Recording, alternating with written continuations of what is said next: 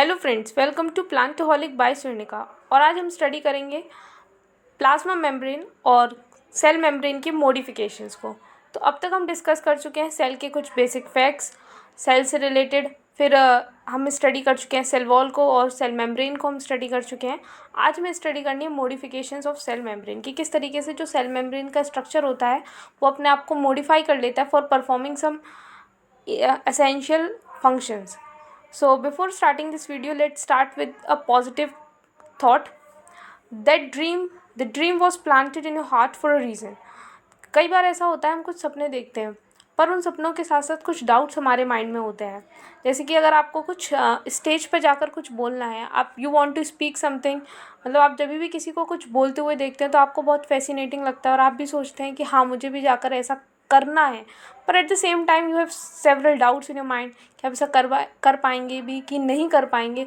But उन सारे doubts को साइड में उठा कर देखेंगे तो आपने अगर वो सपना देखा तो एक पॉसिबिलिटी के साथ देखा, कोई ना कोई पॉसिबिलिटी तो ज़रूर होगी उसको पूरा करने की।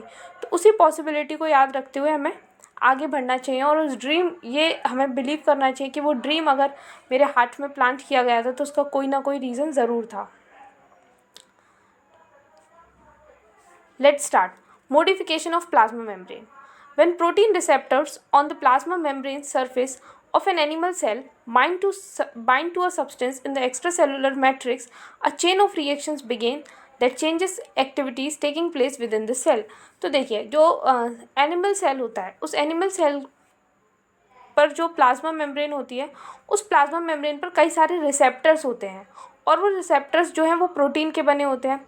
अब जैसे कि जो ACE2 रिसेप्टर है जो प्रोटीन का बना है, जो कि कोरोना वायरस के स्पाइक प्रोटीन से बाइंड करता है, तो ऐसी प्लाज्मा मेम्ब्रेन के ऊपर क्या होते हैं, प्रोटीन के रिसेप्टर्स होते हैं।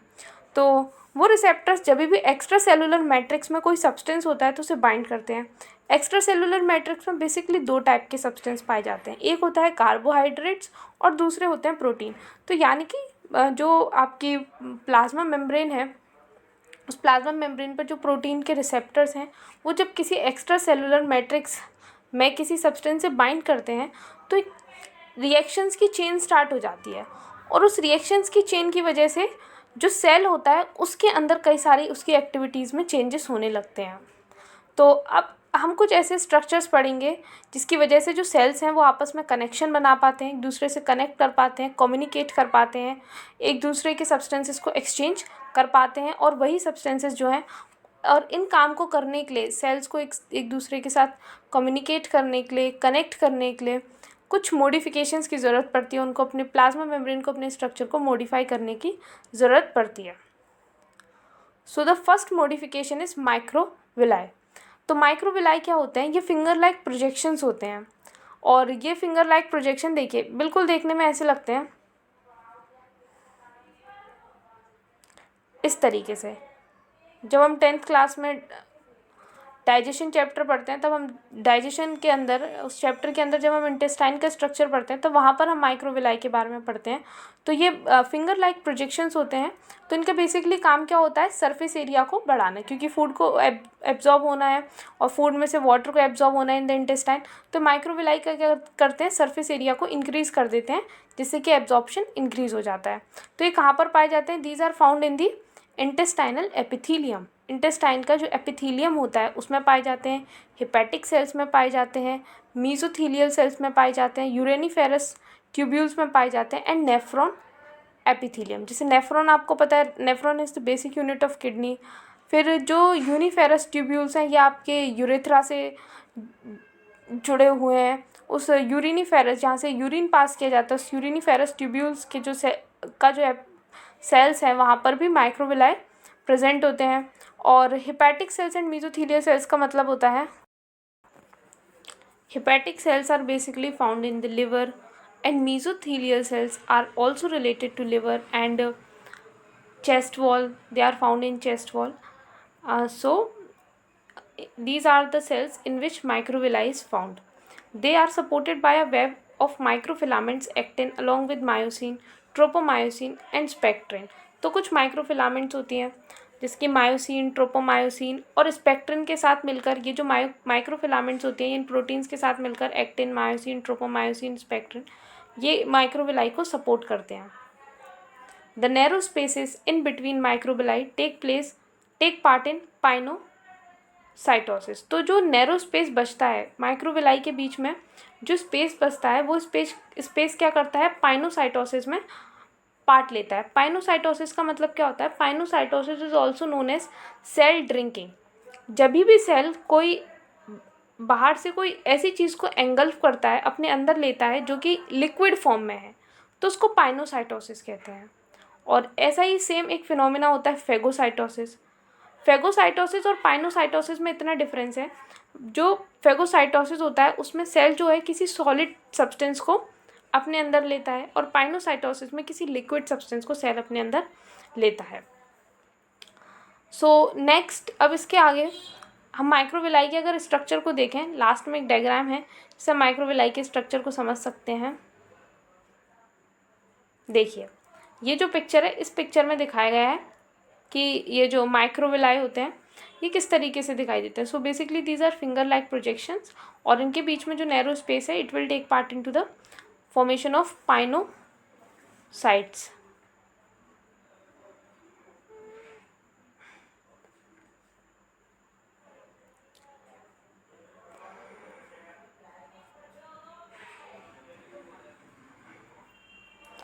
नेक्स्ट इज डेस्मोसोम और मैक्यूला एडेरेंस। डेस्मोसोम और मैक्यूला एडेरेंस ये क्या होते हैं, ये माइक्रो थ्रेड लाइक स्ट्रक्चर्स होते हैं जो कि सरफेस पे पाए जाते हैं, surface of the region where adjacent cells come in contact with one another. आसपास के सेल्स, अगल बगल के सेल, एडजेसेंट सेल्स, अगल बगल के सेल जब एक दूसरे के कांटेक्ट में आते हैं तो उनके बीच में थ्रेड लाइक स्ट्रक्चर्स बनते हैं, और वो थ्रेड लाइक स्ट्रक्चर्स जो हैं वो उन सेल्स को आपस में एक दूसरे को से जोड़ने का काम करते हैं। जब ये स्ट्रक्चर्स एक साइड पर प्रेजेंट होते हैं तो उनको हेमीडेस्मोसोम्स बोला जाता है। जैसे कि इस पिक्चर में देखिए आप, जब ये जो हेयर लाइक प्रोजेक्शंस हैं, जब ये दोनों साइड पर प्रेजेंट है तो उसको डेस्मोसोम बोलते हैं, और जब ये सिर्फ एक ही साइड पर प्रेजेंट है तो उसको हेमीडेस्मोसोम बोला जाता है। और ये कर क्या रहे हैं, ये दो एडजेसेंट सेल्स को जोड़ने का काम कर रहे हैं। अब जैसे कि यहाँ पर बगल में भी एक सेल होगा, और वो दोनों सेल जो है वो आपस में जुड़ जाएंगे इन डेस्मोसोम्स की मदद से। अब ये डेस्मोसोम्स के स्ट्रक्चर को और ज़्यादा समझते हैं। The cadherins contact two adjacent cells and maintain the cell in a sheet-like formation in organ and tissues that stretch like the skin, heart and muscles। तो कैडरेंस प्रोटीन होते हैं जो कि इन दो एडजेसेंट सेल्स को क्या करते हैं, कनेक्ट करते हैं। तो ये जो डेस्मोसोम्स होते हैं, ये डेस्मोसोम्स जो हैं ये कनेक्शन बनाते हैं with the help of cadherins protein की मदद से। और ये उन ऑर्गन्स में पाए जाते हैं जिन ऑर्गन्स जो है वो उनके टिश्यूज़ को स्ट्रेच होना पड़ता है, फंक्शन करने के लिए स्ट्रेच होना पड़ता है। जैसे स्किन है उसे स्ट्रेच होना पड़ता है, हार्ट है जो उसके मसल्स को स्ट्रेच होना पड़ता है, और जो हमारी बॉडी में पूरे मसल्स हैं उन सारे मसल्स को स्ट्रेच होना पड़ता है। तो वहाँ पर उनके जो सेल्स होंगे उनमें डेस्मोसोम्स कनेक्शन पाए जाएंगे, और वो डेस्मोसोम्स में वो किसके बने होंगे, कैडरेंस प्रोटीन के बने होंगे। Desmosomes form A desmosome form a very strong spot weld between cells linking cadherins and intermediate filaments created। जो डेस्मोसोम्स होते हैं ये बहुत ही स्ट्रॉन्ग एक स्पॉट वेल्ड बनाते हैं सेल्स के बीच में। जैसे वेल्डिंग करते हैं ना, वेल्डिंग की मदद से चीज़ों को जोड़ा जाता है, तो वैसे ही ये जब डेस्मोसोम्स कनेक्शन जब बनते हैं तो एक तरीके से दो सेल्स के बीच में वेल्डिंग हो जाती है। Linking cadherins and intermediate filaments created, जो कैडरेंस होते हैं वो आपस में जुड़कर, और इंटरमीडिएट फिलामेंट्स जो हैं वो डेस्मोसोम्स कनेक्शन को क्रिएट करते हैं। So in this picture we can see the desmosomes. So in the desmosomes these are intermediate filaments, these structures are intermediate filaments, and these are cadherins protein which join the adjacent cells। So this you can see this is cell number 1 and this is cell number 2, and both are joined by desmosomes। so it is a modification in the plasma membrane. Plasma membrane का modification है जिसकी मदद से दो sales के बीच में welding हो रही है, वो आपस में जुड़ रहे हैं।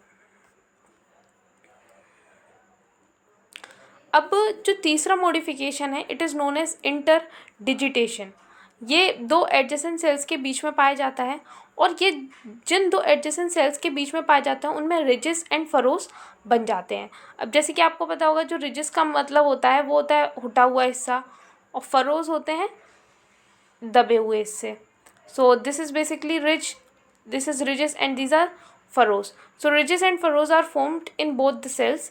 जो रिजेस होती हैं उनके अंदर जो दूसरे सेल होगा, ridges of one cell formed are embedded in the furrows of another cell। एक इस तरीके से जो दो सेल्स हैं वो एक दूसरे से जुड़े होंगे, एक सेल के जो ridges हैं वो दूसरे सेल के अंदर, दूसरे सेल के फरोज के अंदर एम्बेडेड होंगे, और इससे इनकी मदद से, इंटरडिजिटेशन की मदद से जो सेल्स होते हैं उनके बीच में क्लोज कनेक्शंस फॉर्म होते हैं। देखिए इनका डायग्राम देख लेते हैं हम। ये देखिए, in this picture you can see the interdigitations. So 1 minute, these are interdigitations, these structures are called interdigitations, इन जिनकी मदद से एक सेल जो है वो दूसरे सेल के अंदर इंटरलॉकिंग हो जाती है। रिजेस और फरोज जो है वो एक दूसरे के अंदर एम्बेडेड हो जाते हैं एडजेसेंट सेल्स के, और उन सेल्स की क्या हो जाती है, इंटरलॉकिंग हो जाती है। तो ये भी क्या मदद कर रहा है, ये सेल को आपस में जुड़ने में मदद कर रहे हैं। तो इस तरीके से जो सेल्स हैं वो क्लोज कनेक्शन बना लेते हैं, एक दूसरे के साथ जुड़ जाते हैं, जिसकी मदद से वो एक दूसरे के साथ कम्युनिकेट कर पाते हैं और मटेरियल्स को, एक दूसरे के मटेरियल्स को ट्रांसफ़र कर पाते हैं। उसके बाद हमारी जो फोर्थ मॉडिफिकेशन है in the plasma membrane, it is tight junctions और जोनुला ऑक्लूडेंस। तो टाइट जंक्शंस, तो जो टाइट जंक्शंस होते हैं, cells joint in a way that no intercellular space is left between them. जो टाइट जंक्शंस होते हैं उनमें तो जो सेल्स होते हैं वो इस तरीके से आपस में जुड़ जाते हैं कि उनके बीच में कोई भी इंटरसेलुलर स्पेस नहीं बचता, बिल्कुल भी इंटरसेलुलर स्पेस नहीं बचता। देखिए ये इस पिक्चर में ये जो टाइट जंक्शन है ना, जहाँ पर टाइट जंक्शंस लिखा हुआ, उन टाइट जंक्शंस को देखिए, तो जो जहाँ पर टाइट जंक्शंस बने हुए हैं वहाँ पर दोनों सेल्स के बीच में, दो सेल्स हैं और उन जहाँ पर टाइट जंक्शंस बने हुए हैं वहाँ पर सेल्स के बीच में बिल्कुल भी इंटरसेलुलर स्पेस नहीं है। ये टाइट जंक्शंस होते हैं, ये सेल ए है, ये सेल बी है, और जिन जिन पॉइंट पर टाइट जंक्शंस है वहाँ पर बिल्कुल भी स्पेस नहीं है सेल्स के बीच में।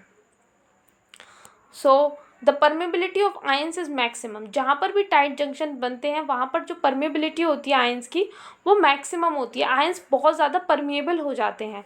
Tight junctions occur in epithelia where filtration is to occur through the cells. और टाइट जंक्शंस कहाँ पर अकर होते हैं, एपिथीलिया में, जहाँ पर फिल्ट्रेशन होना होता है, फिल्ट्रेशन का प्रोसेस होना होता है सेल्स के अंदर। जैसे कैपिलरीज हो गई हमारी, ब्लड कैपिलरीज, ब्रेन के सेल्स हो गए, collecting tubules of kidney, kidney के ट्यूब्यूल्स जो कलेक्ट करते हैं। तो ये सारे जो ऑर्गन्स हैं या जो पार्ट्स हैं जो कि फिल्ट्रेशन से जुड़े हुए हैं, फिल्ट्रेशन के प्रोसेस से कहीं ना कहीं जुड़े हुए हैं, तो वहाँ पर टाइट जंक्शन पाया जाता है। टाइट जंक्शन क्यों पाया जा रहा है, क्योंकि वहाँ पर परमेबिलिटी आयंस की मैक्सिमम है, वहाँ से फिल्ट्रेशन का प्रोसेस होना है, और फिल्ट्रेशन का प्रोसेस होना है तो cells from one cell to another cell जो सब्सटेंस है वो आप आसानी से क्या कर पाएगा, पास हो पाएगा।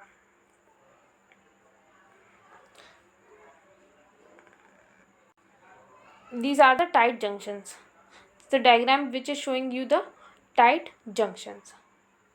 Now the fifth modification is terminal bars or zonula adherens. Similar to desmosomes but lack microstructures. जो terminal bars होते हैं ये डेस्मोसोम्स की तरह ही होते हैं, पर जो माइक्रोस्ट्रक्चर्स डेस्मोसोम्स में पाए जाते हैं, कौन से स्ट्रक्चर्स, इंटरमीडिएट फिलामेंट्स, वो यहाँ पर नहीं पाई जाती हैं। जैसे कि आप इस पिक्चर में देखिए, डेस्मोसोम का स्ट्रक्चर देख लीजिए और टर्मिनल बार का स्ट्रक्चर देख लीजिए। ये देखिए, ये डेस्मोसोम का स्ट्रक्चर है, ये डेस्मोसोम का स्ट्रक्चर है, और डेस्मोसोम के जस्ट ऊपर टर्मिनल बार का स्ट्रक्चर है। दोनों स्ट्रक्चर में सिमिलर है, बस डेस्मोसोम में माइक्रो स्ट्रक्चर्स जो पाए जा रहे हैं, जो हेयर लाइक आउटग्रोथ है, वो टर्मिनल बार में एब्सेंट है। गैप जंक्शंस, गैप जंक्शंस क्या होते हैं, गैप जंक्शंस जो हैं वो एनिमल सेल्स में पाए जाते हैं, और जो प्लाज्मोडेस्माटा होते हैं वो प्लांट सेल्स में पाए जाते हैं। तो गैप जंक्शन जो है, जैसे कि जो प्लाज्मोडेस्माटा होता है वो किसका काम करता है, वो साइटोप्लाज्मिक कनेक्शन बनाता है सेल्स के बीच में। तो उसी तरीके से जो गैप जंक्शंस होते हैं वो भी किसका काम करते हैं, वो काम करते हैं आपका साइटोप्लाज्मिक कनेक्शंस का, बट लेकिन किसके अंदर, एनिमल सेल के अंदर। क्योंकि हमें पता है जो प्लाज्मोडेस्माटा होते हैं वो कहाँ पर प्रेजेंट होते हैं, सेल वॉल में, और सेल वॉल जो है वो एनिमल सेल में एब्सेंट होती है। सो गैप जंक्शंस जो हैं ये कहाँ पर किन में पाए जाते हैं, एनिमल सेल्स में पाए जाते हैं। So gap junctions in animal cells are like plasmodesmata in plant cells in that there are channels between adjacent cells that allow for transporting ions, nutrients and other substances that enable the cells to communicate। और इन gap junctions की मदद से जो sales होते हैं वो ions को transport कर पाते हैं, न्यूट्रिएंट्स को ट्रांसपोर्ट कर पाते हैं, दूसरे सब्सटेंस को ट्रांसपोर्ट कर पाते हैं और इस तरीके से आपस में कम्युनिकेट कर पाते हैं। In this picture you can see the gap junction channel। जो यहाँ पर गैप जंक्शंस का जो चैनल बन रहा है उसको आप देख सकते हैं। तो ये सेल ए हो गया है, ये प्लाज्मा मेम्ब्रेन है सेल 1 की, सेल 1 ए और बी नहीं, यहाँ पर 1 और 2 मार्क है। तो प्लाज्मा मेम्ब्रेन है सेल 1 की, ये प्लाज्मा मेम्ब्रेन है सेल 2 की, और ये दोनों प्लाज्मा मेम्ब्रेन में मॉडिफिकेशन पाया जाता है जिसको गैप जंक्शंस कहते हैं। और ये गैप जंक्शंस क्या कर रहे हैं, दो सेल्स को आपस में कनेक्ट कर रहे हैं। और यहाँ पर ये किस प्रोटीन की मदद से हो रहा है, कनेक्शन प्रोटीन की मदद से हो रहा है। ये प्रोटीन है जो इन गैप जंक्शंस बनाने में मदद कर रहा है। ये क्लोज होगा तब ऐसा दिखेगा और जब ओपन होगा तो इस तरीके से ओपन होगा।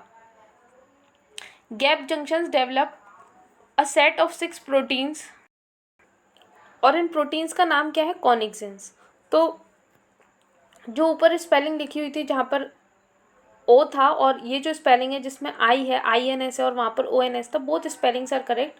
The connexins are also known as are also written in this way and also written in that वे।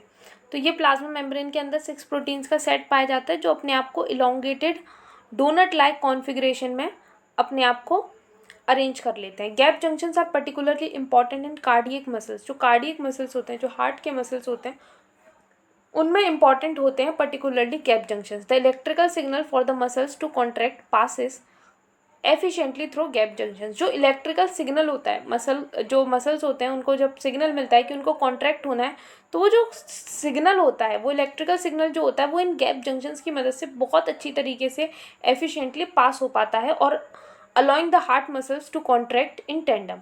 और ये हार्ट मसल्स को ईजीली स्मूथली कॉन्ट्रैक्ट करने में मदद करता है। So these are the, in this picture you can see the gap junctions and we have discussed that how the gap junctions work. So in this way we have discussed about the modifications in the plasma membrane, all the modifications that are found in the plasma membrane. So basically these are the modifications that are found in the plasma membranes, and these modifications help the adjacent cells to communicate. I hope you like this video. If you really do so, click the like button, and for more such interesting information, subscribe to this channel. Thank you.